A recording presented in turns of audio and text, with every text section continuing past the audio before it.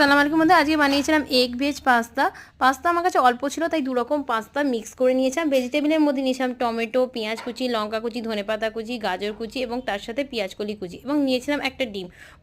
প্রথমে পাস্তাটাকে সেদ্ধ করে এবং নুন এবং তার সাথে অল্প তেল মাখিয়ে নিয়েছিলাম যাতে জড়িয়ে না যায়। কড়াইতে তেল গরম করে তার মধ্যে পেঁয়াজটাকে ভেজে নিয়েছিলাম। পেঁয়াজটা হালকা ভাজার পর তার মধ্যে সমস্ত ভেজিটেবলস দিয়ে দিয়েছিলাম। আমার হাতে সময় অল্প ছিল, তাই সব ভেজিটেবল একসাথে দিয়েছিলাম। আপনার চাইলে আলাদা আলাদাভাবে ভাজতে পারেন। তারপরে দিয়েছিলাম অল্প একটু নুন এবং জিরে মরিচ, তার সেটাকে ভালোভাবে নাড়াচাড়া করার পর ডিমটা তার মধ্যে ফাটিয়ে ভালো করে মাখিয়ে নিয়ে তারপরে সেটা একটু ভাজা ভাজা হয়ে গেলে তার মধ্যে দিয়েছিলাম ম্যাগি মশলা, তার মধ্যে একটু দিয়েছিলাম টমেটো কেচাপ, এবং সেটাকে নাড়াচাড়া করার পর সেদ্ধ করে রাখা পাস্তাটা দিয়ে দিয়েছিলাম। দিয়ে ভালো করে নাড়াচাড়া করে দুটোকে মিক্স করে নিয়েছিলাম। ব্যাস, আমার রেডি হয়ে গেছে পাস্তা।